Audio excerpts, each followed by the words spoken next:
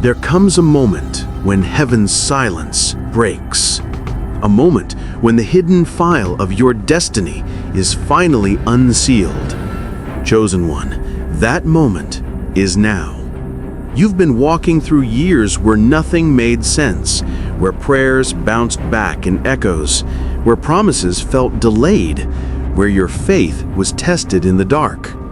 But what you didn't see is that heaven was watching the test, recording every tear, every act of faith, every yes you whispered when no one was there to applaud. And tonight, the scribe of heaven has written your name in the records of those who passed. Approved, qualified, anointed. The hidden test is over. This is why everything suddenly feels like it's shifting, because the unseen exam that determined your next season has finally been graded. And the verdict? Heaven says you are ready. The storms that didn't break you were not punishments, they were proof. The silence wasn't rejection, it was evaluation. The waiting wasn't wasted time, it was certification. Chosen one, your file has been opened in heaven's court. Your name has been spoken in the council of destiny. The test is over, the verdict is in, and your release has been authorized. Tonight, you will understand what every tear was preparing you for. This is not just another message. This is heaven's announcement of your promotion. Stay with me until the end of this message, because before this video finishes, you will know exactly why God hid you, how He tested you, and what's about to break open over your life. The test is over, but the story isn't. Because when heaven releases your name, the next chapter begins. You're not just surviving anymore, you're stepping into divine recognition. So lean in, chosen one, because in this next part, you'll see why God had to hide you before He could reveal you.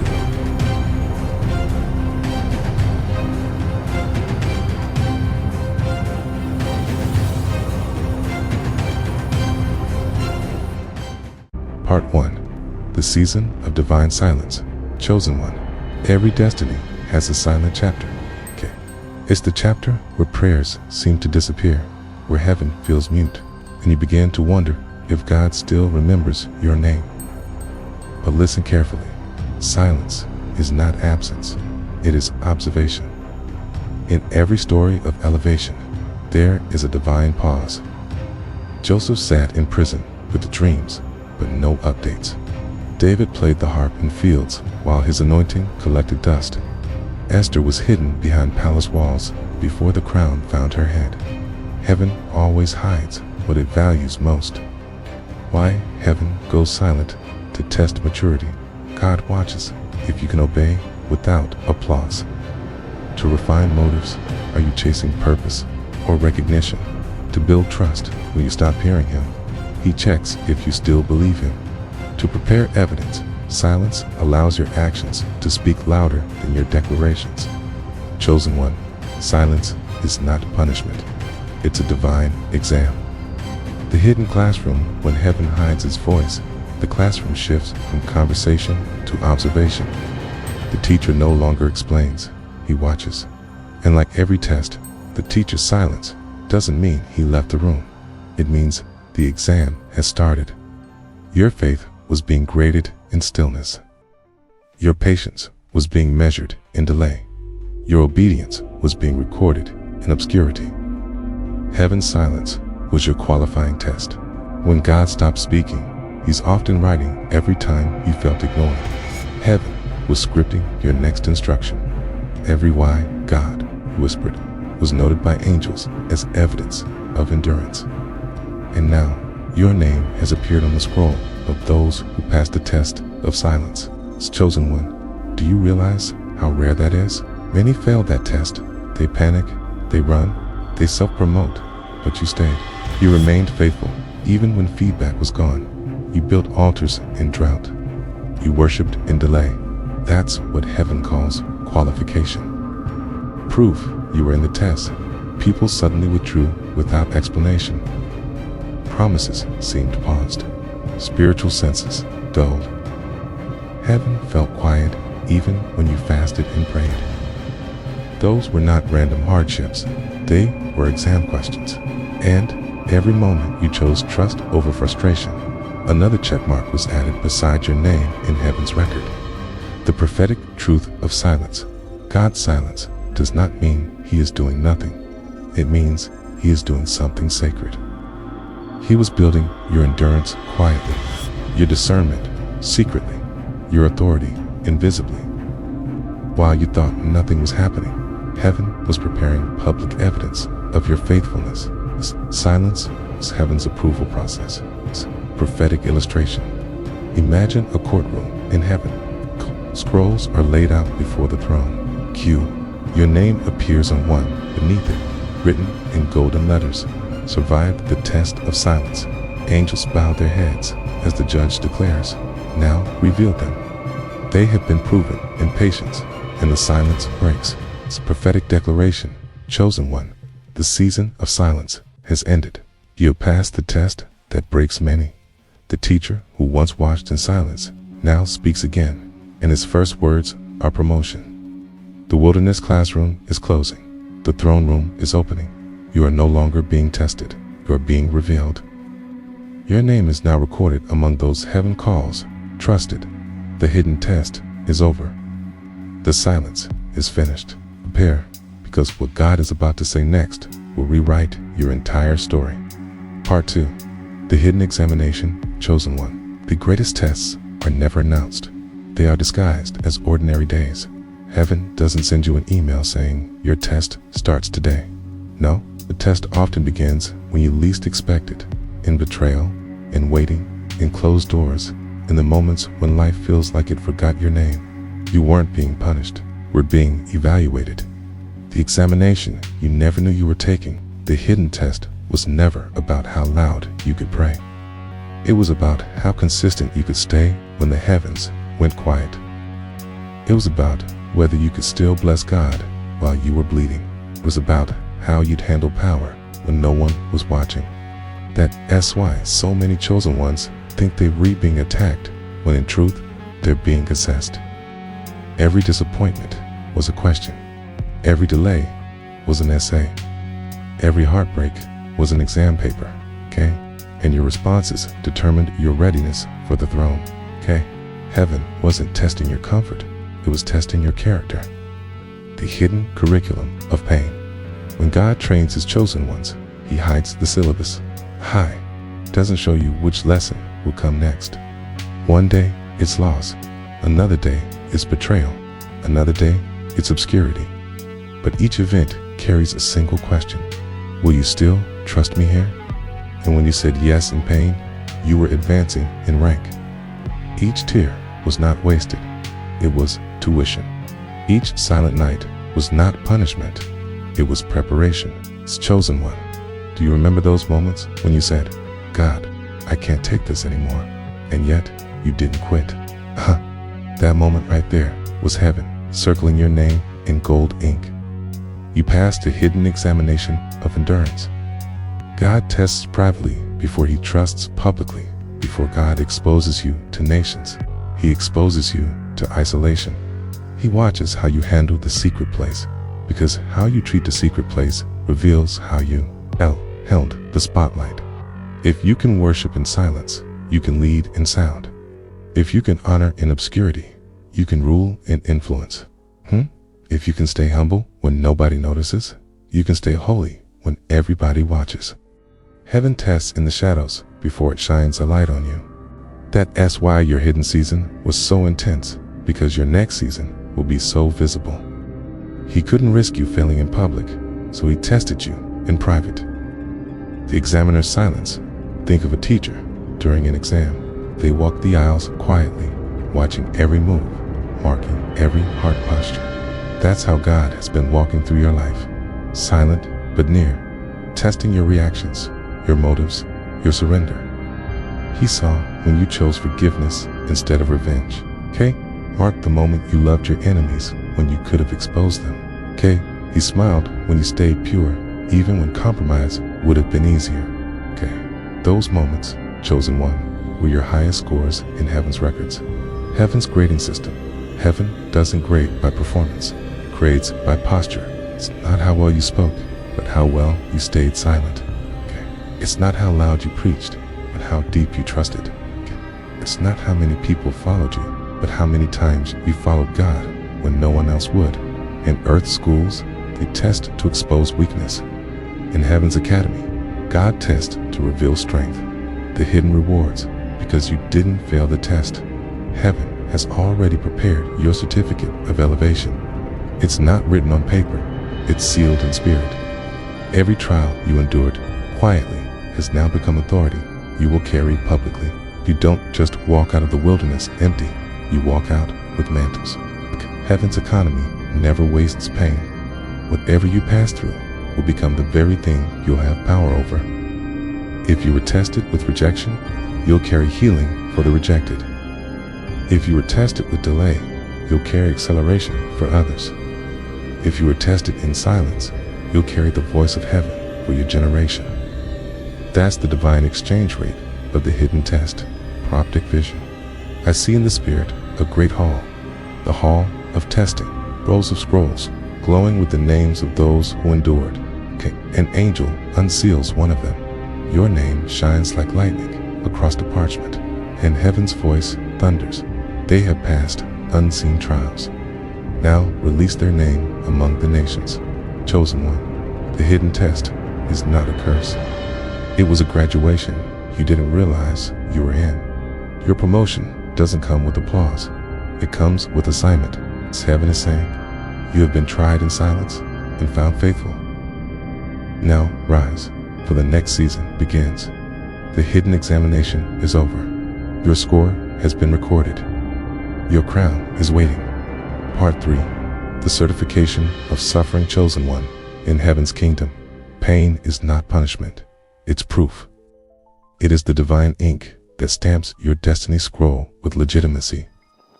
Every chosen vessel carries the mark of suffering. It's heaven's way of saying, this one has been through the fire and did not burn. The mystery of the pain process. You see, in the natural world, certificates are printed on paper. But in the spiritual realm, certificates are printed on souls. Every scar you've gained, every heartbreak you've survived, every betrayal you've forgiven, those were the ink strokes heaven used to sign your name into destiny. Pain was your certification. Tears were your training. Endurance was your graduation. And now, when demons see your name, they don't just see a believer, they see someone who bleeds authority, because authority is not given to the comfortable. It's entrusted to the crucified. Why the chosen must suffer. Let's be honest, the wilderness hurts, the betrayal cuts, the waiting feels like death. But heaven never wastes suffering. Every wound has a reason. God allows pain to test 3 things. Your trust. Will you still call him good when nothing looks good? Purity. Will you stay holy when the fire burns? Your plans, your endurance. Will you stay until he says it's done? These are the questions that separate the anointed from the appointed, the called from the chosen. Suffering strips away everything, fake, pride, ego, illusion, until only truth remains. And that truth is, you are his. The refining furnace, the prophet Isaiah said, I have refined you, but not as silver. I have tested you in the furnace of affliction. Isaiah 48:10, that furnace was your heartbreak, your loneliness, your unanswered prayers. But what came out of it wasn't bitterness, it was brilliance. You didn't just survive the fire, you came out glowing. Chosen one, what burned away was never meant to stay. The people who left, the dreams that died, the doors that closed, they were the impurities being burned out of your gold. God didn't let you suffer to destroy you. He let you suffer to certify you. Pain produces legitimacy in heaven's government. Suffering is like the stamp of authenticity. Anyone can talk about faith when life is easy, but only the certified can speak faith after everything collapses. Your suffering became your signature. Your story now carries power because it was written in pain and sealed in endurance. That's why your voice is different. It carries weight. When you speak, the spiritual realm listens because you paid a price to speak truth. Heaven doesn't license without affliction. It's a hidden promotion inside pain. Do you realize that pain was your hidden graduation? While you cried in private, angels were writing your name on new levels of authority. Every tear added a stripe to your spiritual uniform. That's why the warfare got intense before breakthrough, because graduation day always feels like the hardest test. Demons fought you because they saw what you couldn't see. Your crown was being fitted. Chosen one, pain didn't disqualify you, it qualified you. You have now been branded with heaven's authenticity mark, endurance under fire. It's a prophetic symbol of scars. When Jesus appeared after the resurrection, he didn't hide his scars, he showed them. Why? Because in heaven, scars aren't signs of defeat. They're certificates of victory. Every scar says, I've been through what others didn't survive, and I am still standing. Chosen one, your scars are not ugly, they're evidence. Hey, tell hell, I passed through your flames and still carry God's light. They tell heaven, this one is trustworthy with glory. Don't hide them. Don't be ashamed of what broke you. Those cracks in your heart are where heaven's light shines out the brightest. Prophetic declaration, chosen one, the certification of suffering is complete. Your tears have been counted, your faith recorded, your endurance approved. Heaven says, you have been tested by fire and proven pure. You will now carry the weight of my glory. You are no longer just a believer, you are a witness. Your story will break chains for others because it carries heaven's stamp of legitimacy. Pain was your initiation. Endurance was your exam. Victory is your diploma. You didn't walk through that suffering in vain.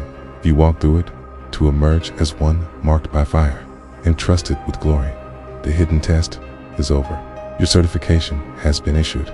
Heaven recognizes you now, not as the wounded, but as the anointed. Part 4. The divine background check.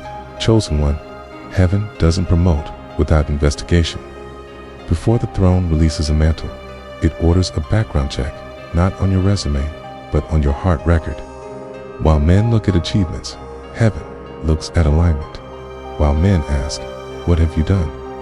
Heaven asks, who have you become? Before the crown comes, the audit. Before authority comes assessment. And right now, heaven has been reviewing your file, the details of your hidden life, your motives, your responses when no one was watching. The secret surveillance of heaven. Psalm 139 says, you have searched me, Lord, and you know me. That's not poetry. That's a literal spiritual protocol. Heaven scans every part of a chosen vessel before release. How you handle rejection, how you respond to delay, how you treat people who can't benefit you, how you manage authority when no one monitors you. Okay? Every reaction is recorded in heaven's archive. Okay? Every secret decision becomes an entry in your divine profile. Okay? That's why the hidden test felt so relentless, because you were under divine surveillance. Not to punish you, but to qualify you. Heaven was ensuring you could be trusted with power that can change destinies. The audit of motives. Chosen one, before God gives you influence, he checks your intentions. He doesn't just ask, can they lead? He asks, will they still serve? He doesn't just ask, can they preach? He asks, will they still pray when no one's listening? Heaven examines not just your actions, but the energy behind them. You can't fake purity in front of the throne.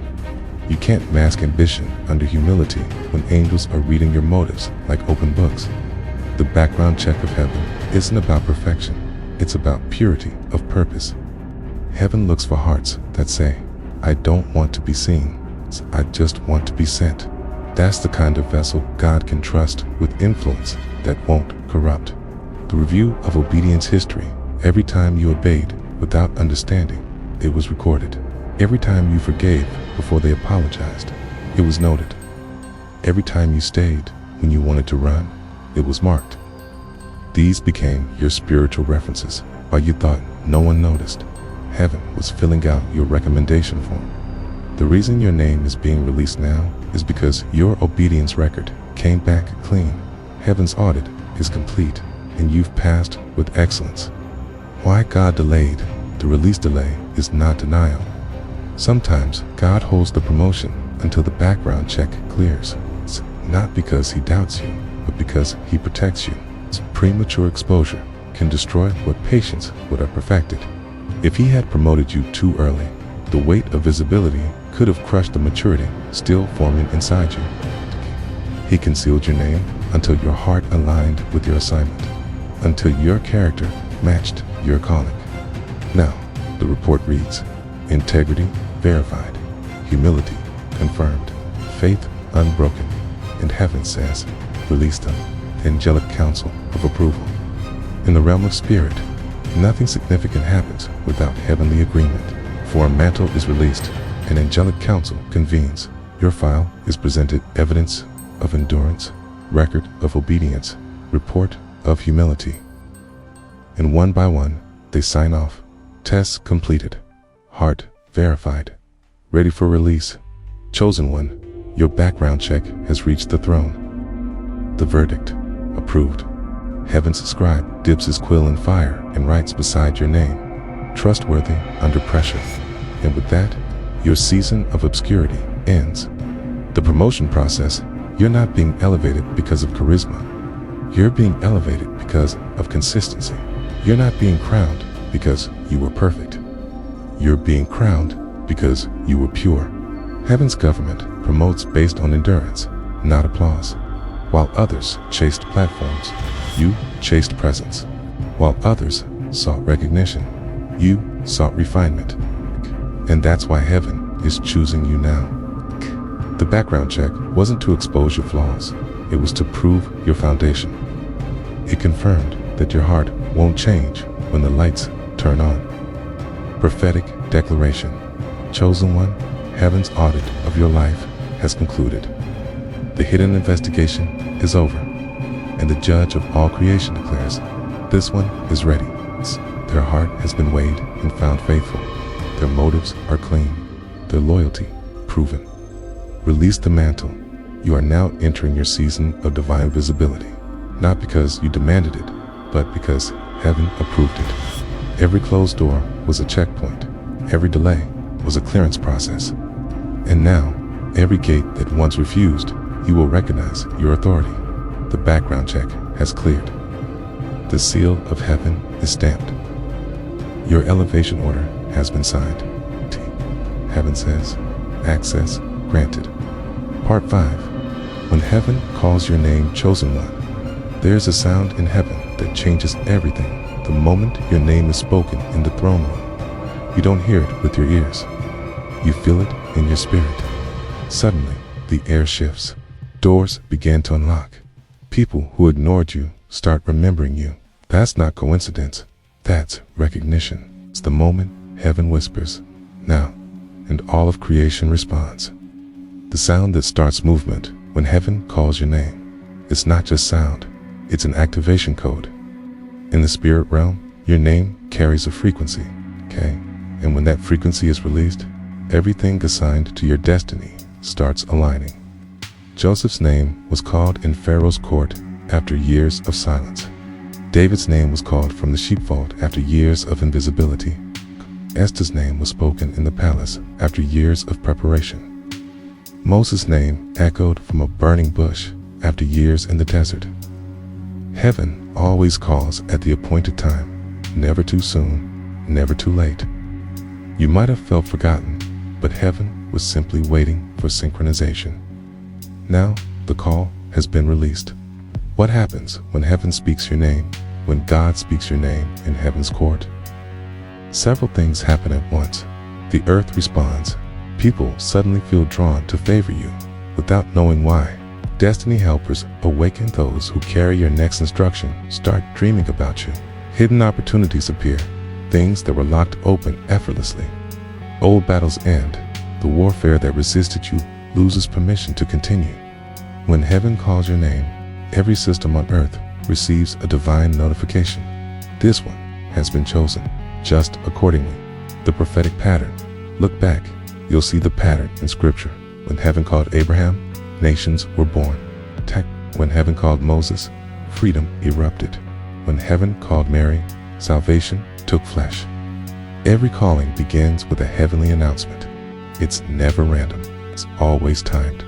And when it happens, everything around you starts rearranging to fulfill prophecy. The moment you feel forgotten, chosen one, the call always comes after the silence. That's why it felt like heaven forgot you, because heaven was preparing your introduction. Heaven never introduces you until your foundation can handle the attention. The darker your preparation, the louder your revelation. Think about Joseph. One minute he was a prisoner, the next he was prime minister. He didn't apply for that job. Heaven called his name. And when your name is called, there are no interviews, no negotiations, only manifestations. The heavenly roll call. In the unseen realm, there are moments when God speaks names into the atmosphere. When he says your name, angels move, demons tremble, and time itself rearranges. He says, "Call forth my servant. They have been hidden long enough." And suddenly, the people who overlooked you begin to feel convicted. The ones who said no start changing their minds. The systems that resisted you begin to yield. Because once heaven recognizes you, earth cannot ignore you. To release a favor when your name is called, favor becomes magnetic. You don't chase opportunities. Opportunities chase you. What used to take years now happens in days. Doors that refuse to open now open by command. Why? Because your spiritual credentials have been activated. You are no longer operating under effort. You're operating under authorization. Heavenly favor is not earned. It's released. And once released, no human can revoke it. The shift you're feeling lately, have you felt a strange acceleration? Conversations appearing out of nowhere? Ideas that suddenly make sense? Peace that doesn't match your situation? That's the evidence of your name being spoken. Every chosen one knows the feeling. It's as if something unseen said, "It's time," because it is. The prophetic scene I see in the spirit, a massive courtroom of light. Scrolls laid out across a golden table. An angel unrolls one, and your name glows in fire. Then, a voice like thunder declares, "Bring them forth. Their time of silence is over." Instantly, seals break. Chains fall. Paths open. Heaven's decree becomes earth's reality. You've been approved in private. Now you'll be recognized in public. It's prophetic declaration. Chosen one, heaven has called your name. Not in whispers, but in royal decree. And because heaven has spoken it, earth must obey. The silence that once surrounded you is now the echo of your promotion. The rejection that broke you is now the doorway that reveals you. The waiting that frustrated you is now the reason your timing will be perfect. Heaven says, "We have called them, let their path be cleared." Chosen one, your name has been released into the spiritual atmosphere. Expect sudden invitations. Expect divine alignments. Expect doors that require no keys, because when heaven calls your name, the earth cannot pretend not to hear. Part 6. The scroll of recognition. Chosen one. Before anything happens on earth, it must first be written in heaven. Every destiny, every calling, every divine appointment is recorded in what Scripture calls the books of heaven. Psalm 139:16 says, "All the days ordained for me were written in your book before one of them came to be." Your life isn't random. Your story isn't chaos. It's Scripture in motion. And now, after the season of testing, your scroll has been opened. The scroll of recognition, sprited to record of heaven in heaven's archives. There are scrolls for every soul, but not all are activated. Only when a person passes the hidden examinations of faithfulness, purity, and endurance does their scroll move from sealed to released. You've been through years where nothing made sense because your story was still being written. But when heaven finally unseals your scroll, the narrative shifts. You stop surviving and start manifesting. The day the scroll opens, when heaven opens your scroll, 3 things happen. Visibility increases suddenly. People start noticing you. Authority expands. Your words begin to carry spiritual weight. Acceleration begins. What took years now unfolds in moments. It's not magic, it's timing. You've been written into the next chapter of heaven's agenda. The reason heaven waited, many wonder, why did God take so long? Because heaven doesn't release names until they're ready for what's written. If your heart had been released before your healing, your purpose could have become poison. So God waited. He waited until your motives were pure, your wounds were sealed, and your faith became unshakable. Now, the scribe of heaven takes your scroll, dips his pen in the ink of eternity, and writes across the top, approved for recognition. Let the unveiling begin, the seal of authority. In ancient times, a scroll was sealed with wax and stamped with a royal insignia. Only when the seal was broken could the decree take effect. Your tests, your tears, your waiting, that was heaven heating the wax. Every act of obedience softened the seal until the moment came for the king to press his signet ring and break it open. Chosen one, your seal just broke. That's S-Y, everything feels like it. S, accelerating heaven. S, decree has gone public. You are now operating under an open scroll. The scroll contains assignments. Inside your scroll are divine appointments. People you must meet. Nations you must touch. Lives you must transform. It's why your spirit feels restless. It's responding to what's written. You're not just feeling called. Key, you're being summoned by your scroll. Every true calling begins as an echo from that document in heaven. You heard whispers in prayer, visions in dreams. Those weren't random. They were readings of your own scroll. The angelic readers, according to Daniel 7:10, the court sat in session, and the books were opened. When those books open, angels move into motion. Assignments are dispatched. Prophecies are scheduled. Connections are arranged. When your scroll opened, heaven released angels carrying blueprints with your name written in light. They're already rearranging circumstances to fit what's written. You might notice unexpected favor, divine coincidences, unusual timing. That's the manifestation of your scroll being enacted. The irreversibility of the scroll, once heaven opens your scroll, it cannot be closed by man. No witchcraft, jealousy, gossip, or delay can rewrite what has been signed by divine ink. When heaven says, recognize them, the earth must respond. Your scroll carries divine immunity. No one can cancel a decree sealed by the blood of obedience. That's why your warfare intensified lately. The enemy senses the opening.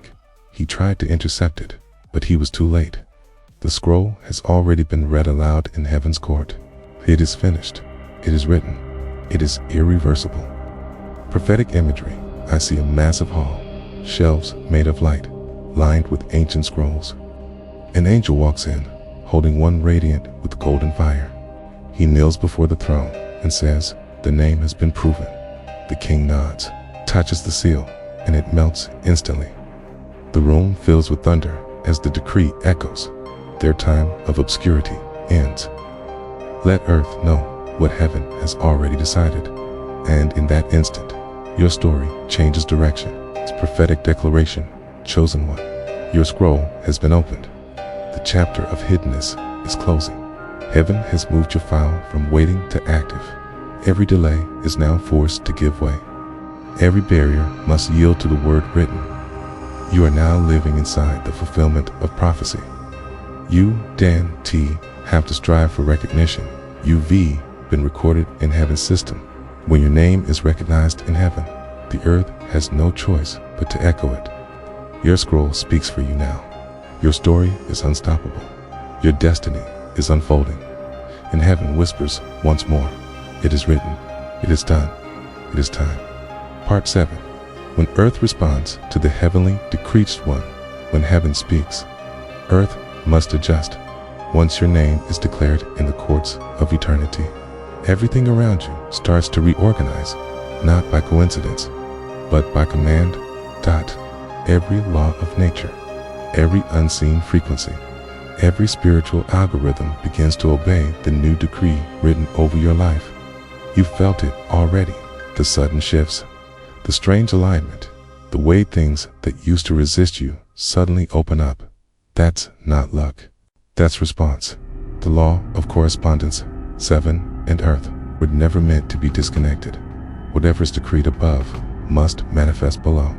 That's why Jesus said, "Thy will be done on earth as it is in heaven." The moment heaven released your name, earth received the order. Rearrange everything to match what's written. Suddenly, people are drawn to you without knowing why. Doors that were shut for years start unlocking with ease. Ideas flow. Dreams return. You feel a divine momentum pushing you forward. That's not your imagination. It's creation responding to revelation. The vibration of favor. Every word from heaven carries a frequency. When your decree was spoken, it released a vibration into the atmosphere, a sound only destiny can hear. Your name became a resonance code. Now, everything that belongs to you begins vibrating toward you. Right people, right places, right timing, all magnetized by the sound of your obedience. That's why lately, you've been noticing divine patterns, repeating numbers, meaningful coincidences, spiritual goosebumps. They're all confirmations that your atmosphere is being tuned to. Heaven's pitch, the displacement principle. When heaven promotes one, earth must make room. That's why some people suddenly left your life. They weren't being cruel, they were being cleared. Heaven can't fill what you refuse to empty, so before your new assignment could begin, old connections, old habits, and old comfort zones had to be displaced. Don't mourn the movement. It's alignment. The shifting wasn't rejection. It was reallocation. Signs that earth is reacting. Here's how you'll know earth is responding to your decree. Acceleration. What was stagnant suddenly gains momentum. Revelation. You begin to understand hidden patterns in divine timing, divine interruption. Your schedule starts rearranging itself for higher purposes. Confirmation. Even random people start saying things that echo your prayers. Supernatural. Provision, resources appear exactly when you need them. The decree is doing what it was designed to do, manifesting heaven's script through earth's fabric. The battle for manifestation. Whenever heaven releases a decree, hell launches resistance. That's why the moment you step into your calling, warfare intensifies. It's not because you're cursed, it's because you've become a carrier of command. Demons don't attack the irrelevant. They attack what's been authorized. So when the attacks increased, don't panic. It was proof that your scroll reached the earth. Hell only fights what heaven has already favored. The cosmic domino effect. One decree doesn't just change your circumstances, it triggers a cascade across dimensions. When heaven authorized your elevation, it sent a ripple effect through time and space. People you haven't even met yet are being prepared to bless you. Opportunities that don't exist yet are being built around your name. You're living in the unfolding of a cosmic strategy that was written long before you were born. You don't have to chase doors anymore. Heaven's decree made you the door. People will start finding you because the frequency of your assignment now calls to them. The synchronization of time. Every prophetic promise has an M activation window. When heaven says, now, the entire timeline of your destiny shifts into acceleration. What was supposed to take 10 years might take 10 months. Connections you thought were impossible suddenly materialize. Everything seems to click, not because you tried harder, but because time finally caught up with your calling. Chosen one. This is that moment. The rhythm of heaven and the timing of earth have synchronized. The decree has gone out, and everything must obey. Prophetic declaration. Listen closely. You are no longer waiting for alignment. You are the alignment. Every element of creation is adjusting itself to accommodate your rise. The wind is changing direction to carry your voice further. The soil beneath your feet recognizes the footsteps of divine appointment. Even the opposition is secretly serving your story. Resistance only builds the muscle of authority. You've entered the season where earth cannot ignore you anymore. The decree has become law. The law has become motion, and the motion will become manifestation. Heaven said it, earth heard it, and now everything moves. Part 8. When God uses opposition as transportation. Chosen one, every throne has enemies built into the root. The road to destiny isn't smooth, it's strategic. If you look closely, the things that tried to destroy you were actually the vehicles God used to deliver you. Your pain was a GPS reroute. Your betrayal was a divine Uber. Your rejection was a carriage that carried you straight to coronation. Heaven doesn't waste enemies, it employs them. The holy paradox: when Joseph's brothers threw him into the pit, they thought they were burying his dream. But in heaven's map, that pit was marked a portal. The caravan that carried him into Egypt was disguised transportation into destiny. What looks like loss in the flesh is often logistics in the spirit. Your enemies unknowingly became your delivery service. God doesn't need agreement to advance you. He only needs opposition to activate you. The hidden law of opposition in the kingdom. Opposition is not punishment, it's proof of purpose. Whenever your name is announced in heaven, hell receives the memo too. It's why you felt a sudden increase in resistance after you obeyed God. That wasn't coincidence, it was confirmation. Heavy attack was an indicator that you've entered a realm of relevance. The moment you became a threat, hell dispatched attention. But here's the secret: hell's attacks don't stop destiny, they speed it up. The enemy's interference forces you to move faster, pray deeper, and grow stronger. In trying to stop you, they accidentally built you. The divine reversal: what the enemy intends for humiliation, heaven repurposes for elevation. When Goliath appeared, Israel saw danger, but David saw opportunity. Without Goliath, there would be no public validation, no royal invitation, no sudden recognition. Your giant is your job interview. Your betrayal is your breakthrough disguised. Your critics are your publicists, spreading your name without knowing it. When heaven wants to promote you, it allows a problem that only your anointing can solve. And when you solve it, your seat at the table is secured. The transportation effect: every opposition carries momentum. The devil pushes against you, but the force of that resistance propels you forward. Think of it like a slingshot. The further it's pulled back, the faster it launches. That's why your past pressure was so intense. Heaven was loading the slingshot. You thought you were losing ground, but you were gaining velocity. Now you're about to be launched into places that years of striving couldn't reach. The betrayal blessing. There are certain doors that only open through betrayal. If Judas hadn't kissed Jesus, redemption wouldn't have unfolded. The betrayal didn't block the mission, it activated it. So stop cursing those who hurt you. They were actors in a divine screenplay. They followed a script they didn't know existed, but heaven wrote it long before you met them. They didn't delay your calling, they delivered it. The inverted throne. Sometimes the path to your throne looks nothing like royalty. You'll be mocked, misunderstood, misquoted, yet all of it is molding your mantle. David was anointed in private, but attacked in public. Joseph was favored in heaven, but forgotten in prison. Esther was hidden in obscurity before being called to the palace. In every case, opposition wasn't an obstacle, it was orientation. They learned to rule while surviving rejection. Chosen one, you're not behind schedule. You're in training for the throne. Prophetic, reframed, the Holy Spirit says. The ones who wounded you unknowingly carried you. The ones who denied you unknowingly defined you. And the ones who left you unknowingly lifted you. Every insult was an elevation disguised as injury. Every conflict was a confirmation. Every attack was an escort. Heaven's wisdom is wild. It hides progress in pain. The transport principle.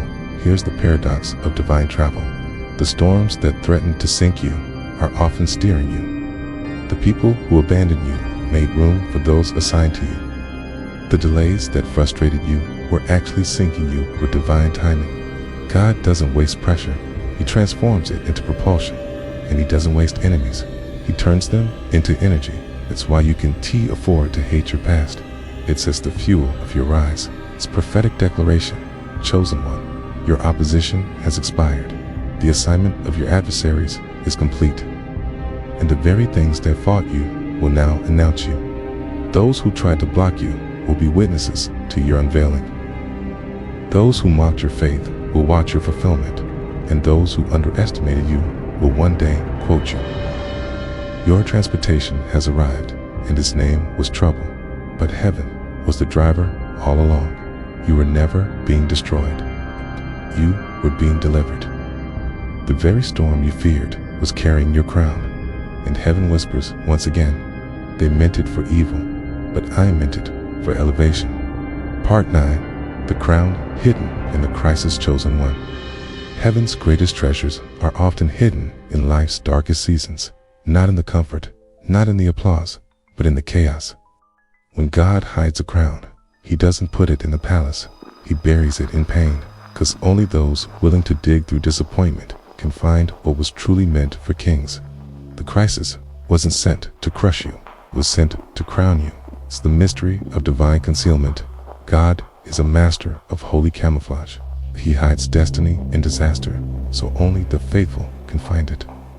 When Joseph was thrown in prison, he wasn't demoted, he was disguised. That dungeon was actually a dressing room for destiny. When David ran from Saul, it looked like exile, but heaven called it education. When Esther faced genocide, her crisis became her coronation. Every crown is first hidden in a crisis. That's heaven's way of filtering the chosen from the casual. The weight of hidden royalty. Sometimes the pain feels unbearable because you're carrying invisible authority. Heaven won't let you be comfortable while sitting on potential that's meant to reign. That's why your storms were heavier than others. You weren't cursed, you were crowned early.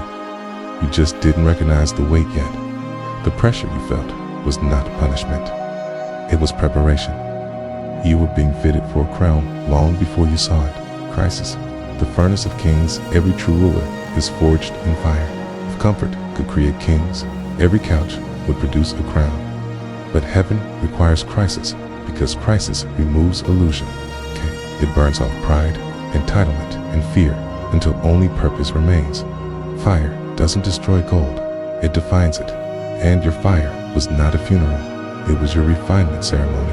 Heaven was sculpting you, stripping you of everything false, leaving behind the unshakable. The code of transformation. Crisis always carries a code. If you read it right, you'll find instructions hidden inside the pain. The betrayal taught you discernment. The delay taught you patience. The rejection taught you self-worth. The failure taught you endurance. Every lesson became a gem embedded into your future crown. Each scar turned into a symbol of sovereignty. By surviving what others didn't, you qualified for authority. Others won't. When the crown appears, there comes a moment when heaven says, enough. They've proven ready. The fire stops. The noise fades. The storm clears. And suddenly, what used to break you now bows before you. The very crisis that buried you starts crowning you. The pit becomes the platform. The prison becomes the promotion. The pain becomes the proof. And heaven declares, behold, the one who didn't quit. Because in heaven's system, survival is success. If you made it through the fire with faith intact, you didn't lose, you won promotion. Why the crown was hidden? If God had handed you the crown too soon, it would have crushed you. Quote, the weight of authority requires the muscle of endurance. And the only gem heaven trusts is called crisis. He hid it because he loved you. He delayed it because he was protecting you. He disguised it because he was defining you. The crown you're about to wear has been shaped by every moment that made you cry. You didn't suffer for nothing. You were being sculpted for rulership. It's the prophetic pattern. Look at every chosen vessel in Scripture. Moses found his calling in a desert. Joseph found his power in a prison. David found his anointing in a battlefield. Jesus found his glory in a grave. Crisis is the workshop of the divine. Heaven crafts kings from chaos. It's chosen one. That's why your hardest years were actually your holiest. You weren't dying, you were being defined. Prophetic imagery. Picture this. A field. Smoke rises everywhere. Buried under debris. Glowing faintly with gold fire. An angel approaches, dusts it off, and whispers, "This belongs to the one who didn't give up." That's you. Heaven kept it hidden until now, because you finally become strong enough to wear it. Prophetic declaration, chosen one. Your crisis has crowned you. Your scars are your scepter. Your endurance is your anointing. You are no longer defined by what broke you. You are defined by what you survived. The very situation that tried to erase you became the stage for your unveiling. The fire that threatened to consume you only refined your authority. And now, heaven says, the crown is ready, and so are you. Rise, chosen one. Step out of the ashes and claim what pain prepared for you. The crown was never lost. It was simply waiting for your maturity to match your mantle. Right? You were walking out of crisis, crowned with clarity, courage, and calling. The throne awaits. Part 10. The shift of thrones. Chosen one. Thrones are shifting. The unseen council of heaven has issued a decree, a generational transition of authority. Key, what was once ruled by the loud, the proud, and the famous is now being transferred to the faithful, the hidden, the refined. You felt it. The world's energy is trembling. Systems are collapsing. Old powers are losing influence, and new names are being whispered in heaven's chambers. This is that hour. The crowns are moving. The law of divine exchange. When heaven detects corruption, it initiates replacement. When those entrusted with thrones misuse them, heaven searches for those prepared in silence. Just as Saul fell when he stopped obeying, heaven raised David, a shepherd boy with a loyal heart. The same divine algorithm repeats across history. When pride grows, grace withdraws. We're living in a moment of spiritual transfer. Heaven saying, I am removing the self-made and enthroning the God-shaped, hidden ones rising. The thrones are not going to the popular, they're going to the proven. Not to those who sought the spotlight, but to those who carried the oil through the wilderness. Heaven is raising leaders forged in private pain. They don't crave applause, they crave accuracy. They're not chasing platforms, they're carrying prophecy. While others were performing, you were being prepared. And now, your preparation is colliding with heaven's timing. You are part of the silent army rising to govern the next era of glory. The fall of false thrones, the systems of man are trembling. Influence built on manipulation is collapsing. Thrones of ego are being emptied. Titles without anointing are being revoked. Heaven is sweeping the stage clean because a new generation of thrones is being installed, and they can't sit beside arrogance. This is the divine rotation. The proud will watch from the crowd while the humble are crowned. The mantle movement. When God shifts thrones, mantles move too. Anointings that once rested on the previous generation are now hovering, waiting for those with matching integrity. Just as Elijah's mantle found Elisha, heaven's mantles are looking for those whose hearts are still pure enough to carry fire without fame. You felt it, that pull in your spirit, that sudden surge of holy responsibility. That's the mantle recognizing you. It's heaven's way of saying, you're next. The prophetic realignment, this shift isn't about one person, it's about a paradigm. The old model of influence is dying. Charisma without consecration no longer works. God is raising reformers, prophets, and builders who walk in both wisdom and wonder. They'll govern not from pulpits, but from presence. They'll lead not from fame, but from fire. They'll speak not for applause, but for alignment. Chosen one, that's why you've been feeling the discomfort. Heaven is repositioning you for rule. The weight of new thrones. Every throne carries responsibility, not comfort. You not being elevated to be admired. You being appointed to serve heaven's will. Authority is not a trophy, it's a trust. And the moment you receive your seat, you must guard it with the same humility that earned it. That's why heaven didn't give you power when you first wanted it, because you had to learn the difference between ruling for God and ruling with God. Now that you understand, you're ready. Signs of the shift. How do you know the shift is happening? Exposure. False leaders are being revealed. Elevation. Hidden ones are being noticed. Acceleration. Assignments that were delayed are suddenly moving fast. Displacement. Those who resisted change are being replaced. Recognition. People start seeking you out for wisdom, not status. These are not random. They're evidence of heaven's reorganization. It's a great reversal. God always saves the greatest moves for last. When the stage seems dominated by the proud, he waits until the perfect moment, then flips the script. The last become first. The unknown become undeniable. The overlooked become overcomers. You're witnessing a divine plot twist. Heaven is rewriting the credits of history, and your name is being added. It's prophetic imagery.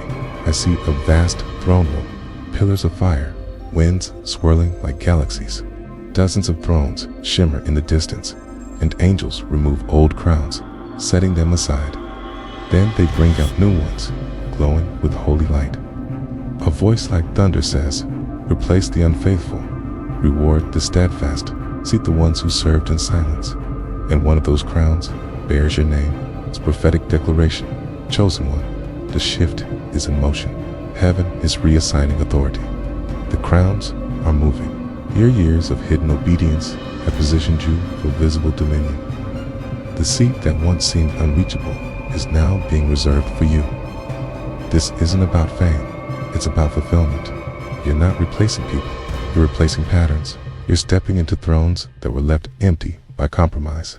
The Spirit of God declares, I am raising those who bowed when others boasted.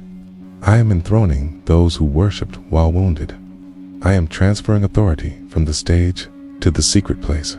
Chosen one, your time is not coming. It has come. The thrones are shifting, and heaven has found you faithful.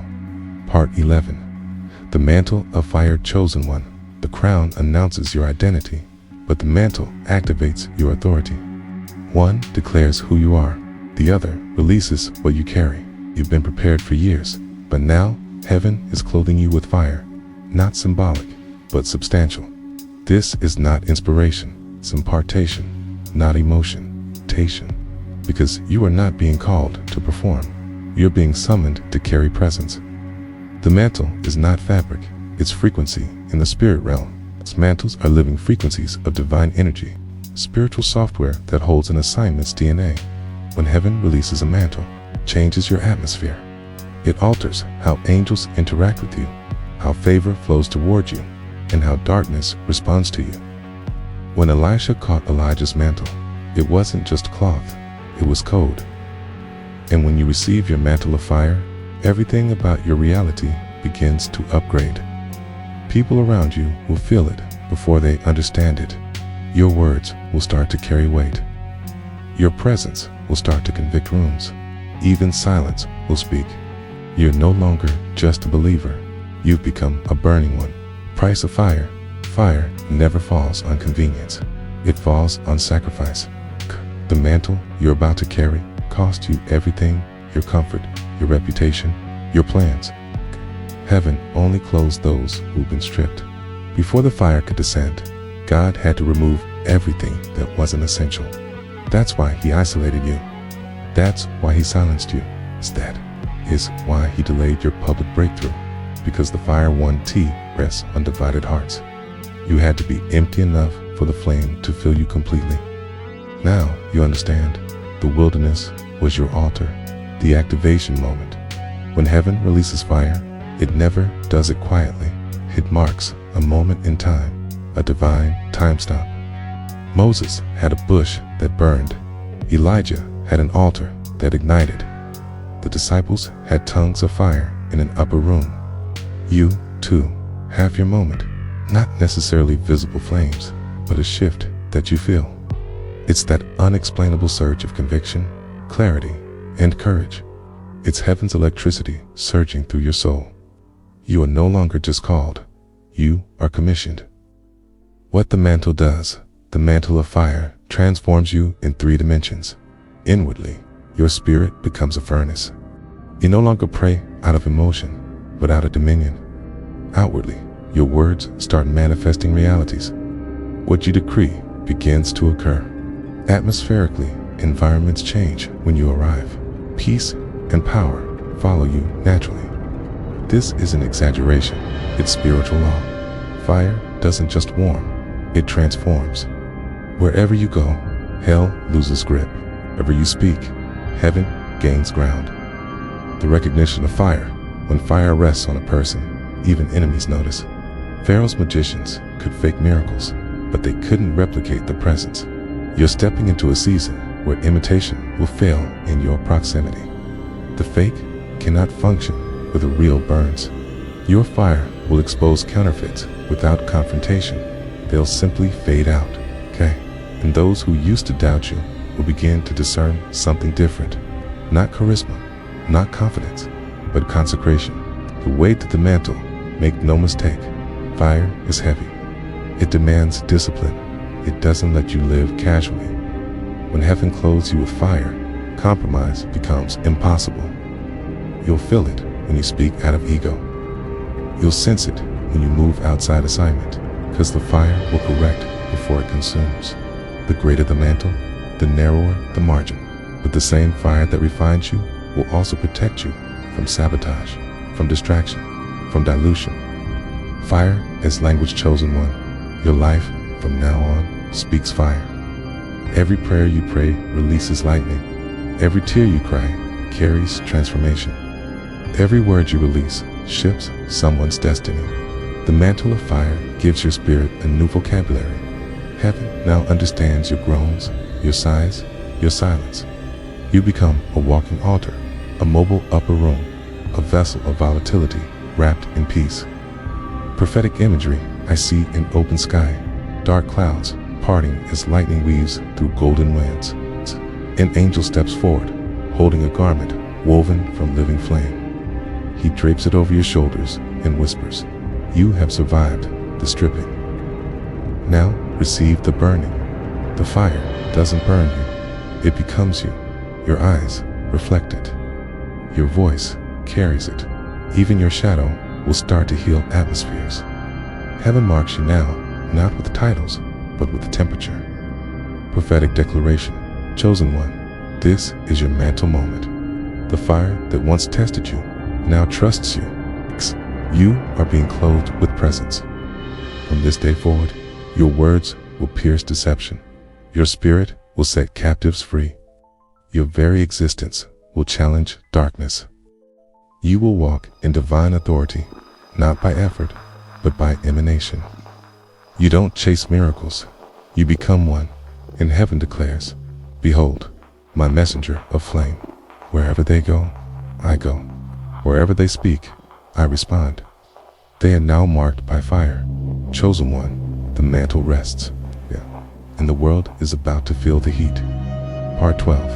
The weight of glory, chosen one. Everyone prays for glory, but few survive its weight, because the glory of God is not glitter, it's gravity. It doesn't just shine, it presses. It's not the light that kills you, it's the pressure behind the light. Favor attracts attention, but glory attracts responsibility. And this is the moment where heaven is teaching you not just how to rise, but how to remain. The law of holy pressure, the heavier the assignment, the thicker the atmosphere around you. You will feel the tension between your humanity and your divinity, the constant pull between "I can do this" and "I was born for this." This is the holy friction of destiny. Every prophet felt it. Every king endured it. Moses glowed on the mountain, but trembled in the tent. Elijah called down fire, but fled from Jezebel. Cave in Jesus, before the cross, said, "My soul is exceedingly sorrowful." Glory doesn't make you invincible. It makes you aware of how fragile you are without God. That awareness is the very thing that keeps you pure. Why? Glory feels heavy. Because it's alive. Glory is not symbolic. It's a literal manifestation of divine substance. The same energy that fills heaven's throne room. When it rests on you, everything unholy in your system begins to shake. Old habits suffocate. Hidden motives rise to the surface. And the more you resist correction, the heavier it feels. That's why some people crave anointing but can't sustain glory. They love the power, but not the purification. You, however, are different. You've been through the fire. You've learned to let God prune, even when it hurts. That's why He trusts you now with weight. Carrying without crumbling. There's a rhythm to carrying glory. Breathe, bow, build. Breathe. Don't mistake the intensity for punishment. Glory is oxygen for your purpose. Learn to breathe in His presence instead of panicking under pressure. Bow. The more you bow, the lighter it gets. Glory only crushes the proud. Build. Don't just experience it.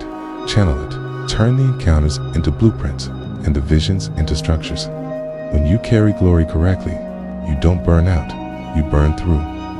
The hidden curriculum of glory teaches you in silence.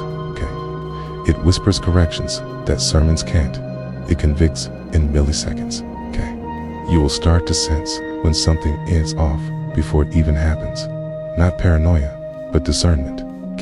You'll feel heaven's emotions. Joy when you're aligned. Heaviness when you're drifting. That's what walking with glory means. Being sensitive enough to have an S pulse that you move in sync with it. The weight isn't punishment, it's synchronization.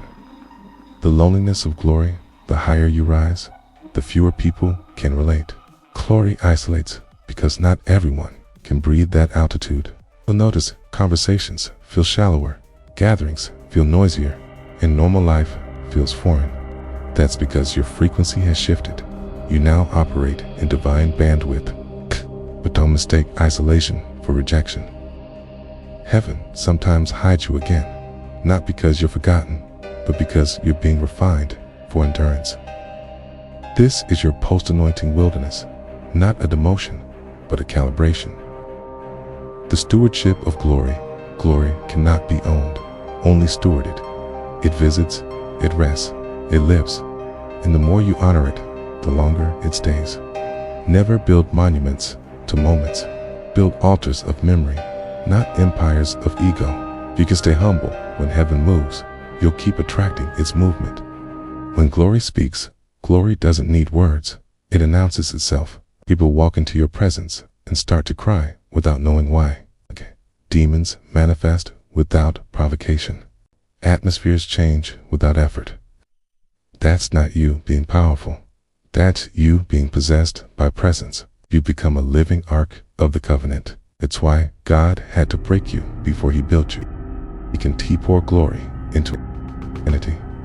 Now, you can carry what others only dream. Prophetic imagery.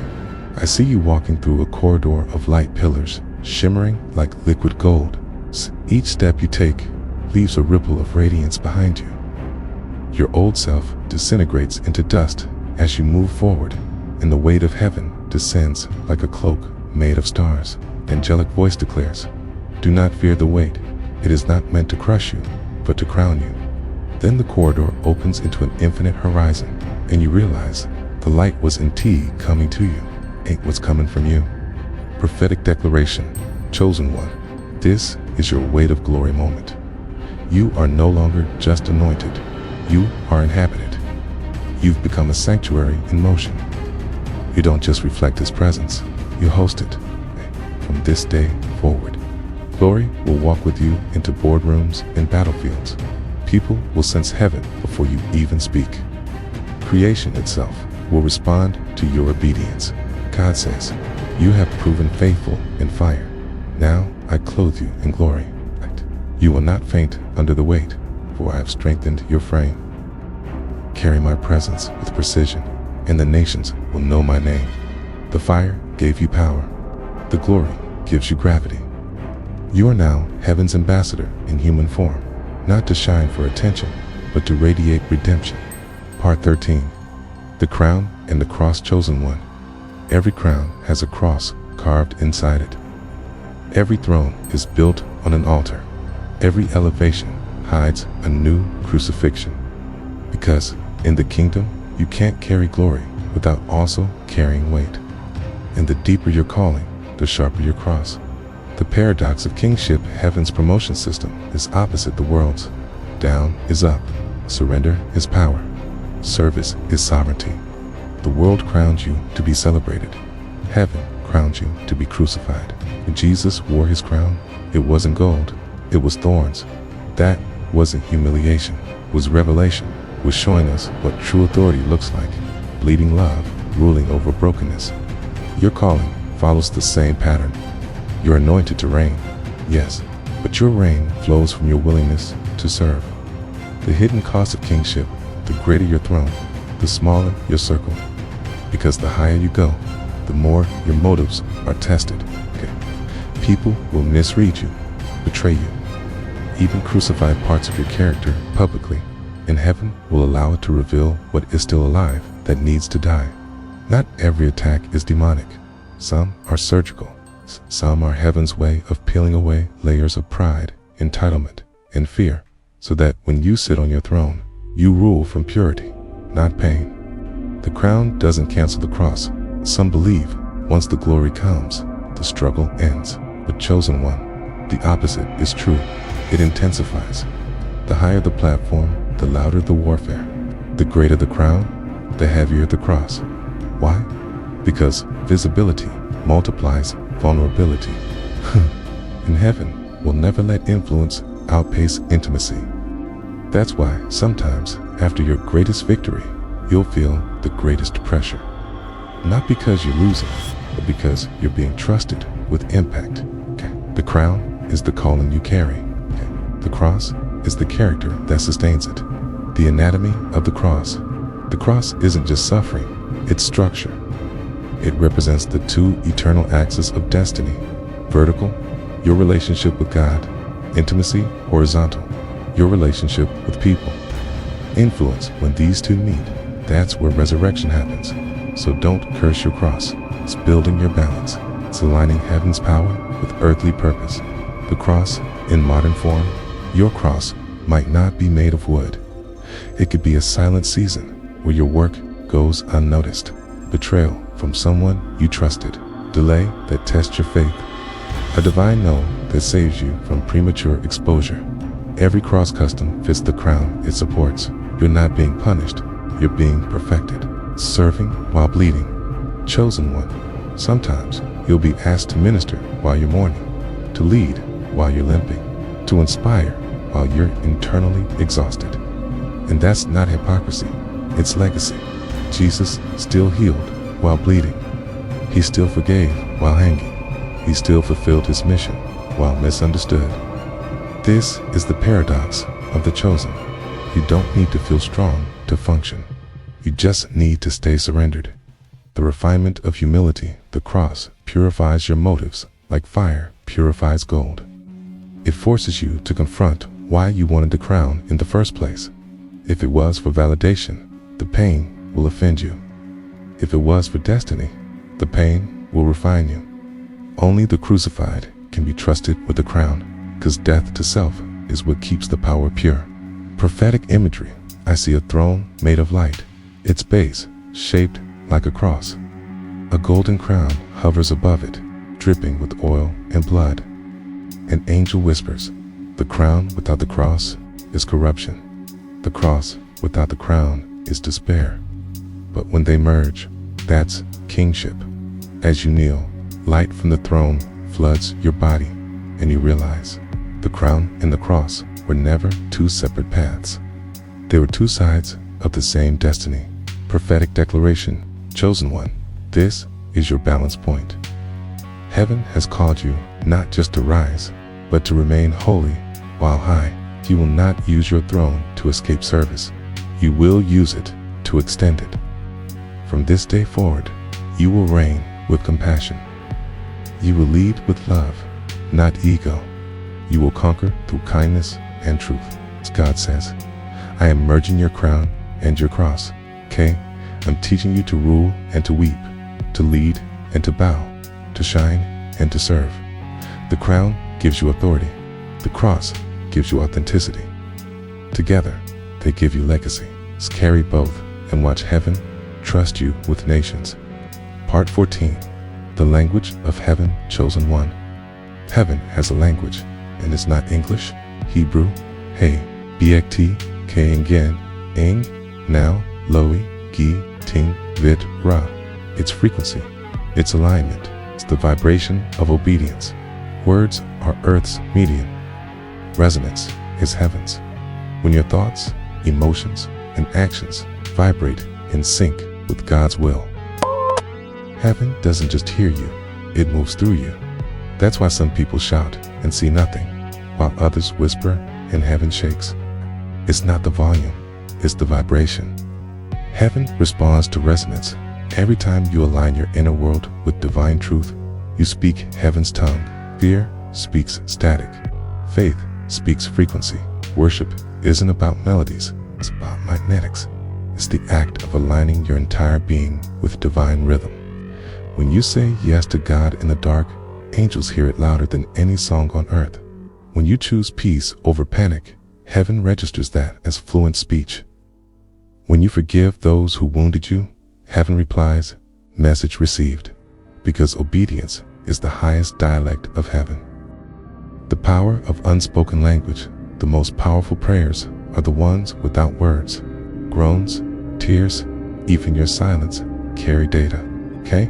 Romans 8:26 says the Spirit intercedes with groanings too deep for words. That's heaven's Morse code. Pain turned into prophecy. So when you can't articulate your prayers anymore, don't panic. You're speaking the language only God decodes. So your sighs are sacred syllables. Your stillness is a statement. Your surrender is syntax. Heaven speaks in patterns. God rarely shouts. He shows. He speaks through timing, symbols, synchronicities, déjà vu moments, recurring numbers, even random people repeating the same phrase unknowingly. That's not coincidence. That's correspondence. Right? Heaven's messages are multi-layered, and chosen ones are trained to read the rhythm. Right? The spiritually mature no longer ask, God, are you speaking? They ask, what are you saying through this? You've reached that level now, thing. You no longer wait for thunder. You can hear him in whispers, in winds, in patterns of providence. When you speak heaven back, chosen one, your voice carries a heavenly barcode, authority encoded by your alignment. When you speak in that state of unity, your words bypass resistance. They don't argue with darkness, they override it. That's why sometimes you'll say something simple, peace, be healed, let go, and the atmosphere changes instantly. It's not because of you, but because heaven recognizes its own sound through you. You've become a divine amplifier, a mouthpiece where eternity borrows your tone. The dissonance test. You'll know when you're off frequency. Peace leaves. Confusion rises. Your prayers feel heavy. Your spirit feels foggy. That's heaven's way of saying, retune. Don't mistake silence for absence. He's not ignoring you. He's recalibrating you. Sometimes you go through days where heaven feels quiet, but that S in God's tuning fork is adjusting your soul S vibration. He's aligning your emotional frequency with your prophetic assignment. You're not being punished. You're being perfected into pitch. It's the language of actions. Heaven doesn't just listen to what you say. It responds to what you demonstrate. Faith is a sentence written with footsteps. Obedience is the grammar of miracles. Consistency is heaven's punctuation mark. Every time you do what God asked, even without applause, you're rewriting poetry across eternity. The angels read your discipline like scripture. Your endurance becomes a sermon to unseen realms. That's why the most fluent people in heaven's language are rarely the loudest. They read the most obedient. Prophetic imagery. I see a vast expanse, galaxies pulsing like heartbeats, stars flashing like syllables. Each constellation hums at a different tone, and your spirit begins to vibrate in sync. As you lift your hands, light threads connect you to the rhythm of heaven itself. And a voice says, you are no longer praying to heaven, you are praying with heaven. Your words now flow like waves, forming shapes of power in the unseen. Even your breath glows with purpose. It's prophetic declaration, chosen one. You've been granted access to the language of heaven. From this day forward, your thoughts will translate divine patterns. Your emotions will echo heaven's peace.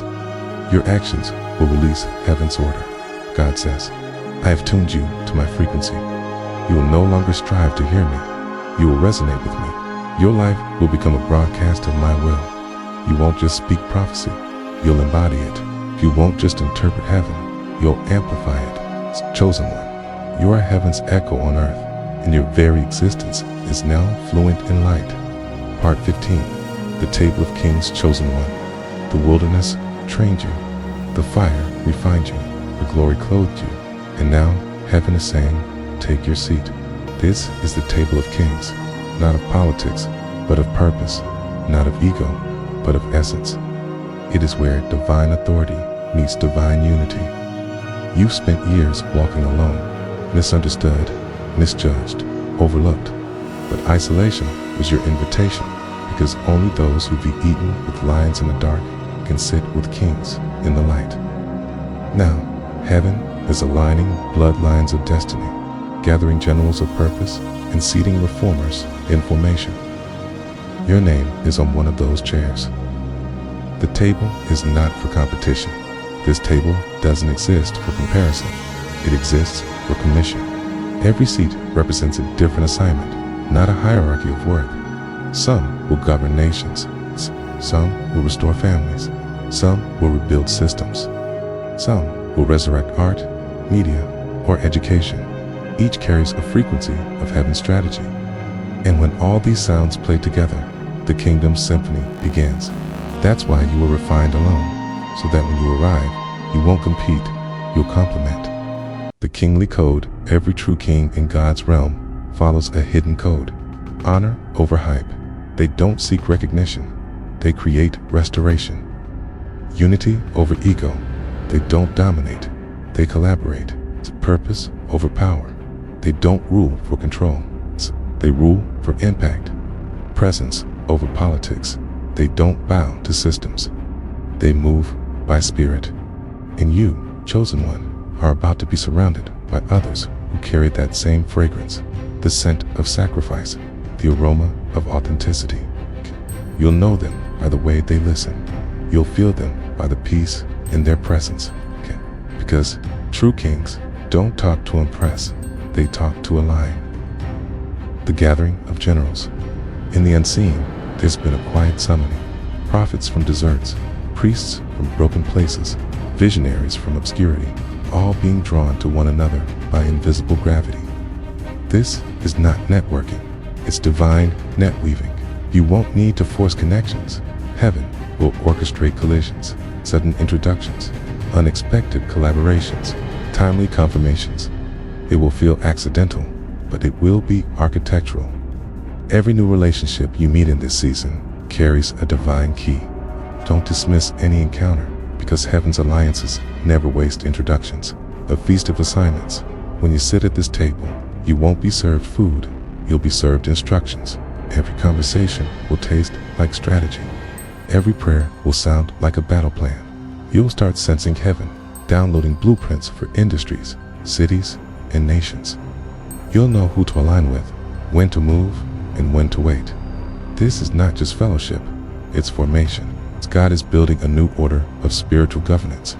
Kings who don tea wear crowns of gold, but of grace, beware the old mindset. Don't bring wilderness paranoia to the table. Not everyone here is your enemy. Some are your mirrors. You're no longer in a survival season. You're in a strategic one. Stop hiding your gift out of fear of betrayal. Heaven can build to those who keep their oil buried. It's the same God who preserved you in isolation is the same God who will protect you and collaboration, the language of the table. At this table, there's no gossip, no ego, no hidden agenda, only revelation, restoration, and realignment. You'll notice the atmosphere feels electric, ideas flowing, hearts burning, confirmations aligning. It's not hype, that's heaven, harmonizing through human vessels. It's what Jesus felt when he broke bread with his disciples, the awareness that destiny was unfolding in real time. And now he's doing it again, but globally. Prophetic imagery, I see a vast golden table suspended in light, circular, endless, surrounded by thrones of varying designs. Each chair carries a unique glow, representing the mantle of the one assigned to it. As you approach, angels pull out your seat. Your name is engraved in light across its backrest. When you sit, you notice the table has no head, because the true king sits within every servant at the table, and a voice says, "Welcome, ruler of realms unseen." You are hidden for harmony, not for hierarchy. Prophetic declaration, chosen one. You have been summoned to the table of kings. The season of isolation is over. Now begins the era of alignment. From this day forward, you will meet divine connections that accelerate your mission. You will attract leaders whose humility mirrors yours. You will speak, and nations will listen, not because of title, but because of truth. God says, "I am gathering my reformers. I am seating my servants, and weaving my warriors into one council of light." Your voice is part of heaven's new roundtable, a global symphony of purpose. Sit, speak, and strategize, because the world is about to feel the ripple of your unity. You are no longer wandering. You are seated, okay? And the King himself resides within you. Hence, now sit, but never forget who reigns. Your throne is ready. Your crown is waiting. But your true glory will always be found at his feet. Part 17. The Coronation, Heaven's Public Reveal. Chosen one, the waiting is over. The wilderness is closed. The scroll of obscurity has been sealed. Heaven has whispered your name in secret for years. Now it's about to echo it in public. This is the coronation, not of vanity, but of victory. Not of ego, but of evidence. The same heaven that once tested you in silence is now announcing you in sound. Every delay was preparing this moment. Every hidden prayer was being stored for this unveiling. Tonight, heaven says, reveal them. The crown descends. You won't need to reach for your crown. It will find you, because destiny never needs to be chased. It only needs to be prepared for. You've been prepared, tested, refined, proven. Now, heaven releases the weight of royalty upon your shoulders. Not a crown of gold, but of governance. Not a robe of vanity, but of virtue. Okay? Not a scepter of control, but of compassion. This is not a throne of comfort. It's a throne of calling. Okay? Every scar became a credential. Every tear became a testimony. Okay? Every wound became a window for God's light to shine through you. Okay? The announcement in the spirit, angels gather like lightning on a horizon. Scrolls are opened. Trumpets sound. Voice thunders across realms. The one who endured the wilderness, who passed the test of silence, who remained faithful under fire, let them now be revealed. And in that instant, your name is proclaimed in the courts of heaven. Not as a servant trying to survive, but as a steward sent to rule. The earth begins to align with heaven's decree. Opportunities move toward you. Resources recognize you. People who once ignored you now sense divine weight when you speak, because you're not walking in ambition anymore. You're walking in appointment. The ripple in the natural suddenly. Doors that were shut without reason begin to open without explanation. Emails arrive, phone calls align, dreams confirm, and the strangest thing happens. The same environment once rejected you now needs you, because coronation doesn't just change your title, it shifts your atmosphere. The anointing that once rested inside you now rests upon you. People can feel it. Rooms react to it. Darkness recognizes it. You've become heaven's authorized ambassador on earth. The language of glory. Heaven's coronation is silent yet seismic. You won't need to announce it. The Spirit will confirm it. You'll feel the difference in your authority. The way prayers hit faster, words cut deeper, presence weighs heavier. It's not arrogance, it's authorization. You've been upgraded in the Spirit. You carry new rank, new reach, new revelation. Your tongue carries the thunder of divine legitimacy. And every time you speak now, it won't just be you. It will be the one who sent you. The world must witness. Heaven doesn't hide coronations. It reveals them so that others may believe. Your rise is not about showing off your survival. It's about showing His sovereignty. God will make sure the same people who saw you crawl will now see you crowned. Not to humiliate them, but to demonstrate what grace looks like when it wins. They'll ask, "How did you make it?" And you'll simply answer, "Because I didn't quit when God went silent." That sentence alone will shake nations. The coronation mantle, when David was crowned, oil ran down his head. But when heaven crowned you, fire runs down your spirit. It's the fire of clarity, the fire of divine backing, the fire that consumes self and leaves only spirit. You won't walk the same way again. You won't speak the same way again, because the throne has changed your tone. You are now heaven's decree, walking in human form. Prophetic imagery, I see it. A throne carved from light, suspended between eternity and time. Before it, you kneel, trembling, weeping, radiant. The Ancient One stands, robe flowing like galaxies. In his hand, a crown woven of light and lightning. He places it upon your head. The heavens roar. The earth trembles, and he says, "You were faithful in the shadows. Now shine for my kingdom." Rule not as one who conquers, but as one who heals what's been conquered. As he steps back, quote, "Your name burns across the sky, not as fame, but as flame." Quote, "A signal to every weary soul that God still raises the forgotten." Chosen one, your coronation has begun. This is your season of divine unveiling. Heaven has publicly validated what hell tried to erase. No more hiding. No more shrinking. No more doubting. The trumpet has sounded, the oil has poured, and the mantle has descended. You are no longer the same. You are crowned. Walk as a king, but think as a servant. Speak as a ruler, but love as a redeemer. Move as a storm, but rest as a child. For heaven decrees, your elevation is not just personal, it's prophetic. Through your rise, others will remember that I still anoint, I still appoint, and I still reveal my chosen ones. So stand tall, royal warrior.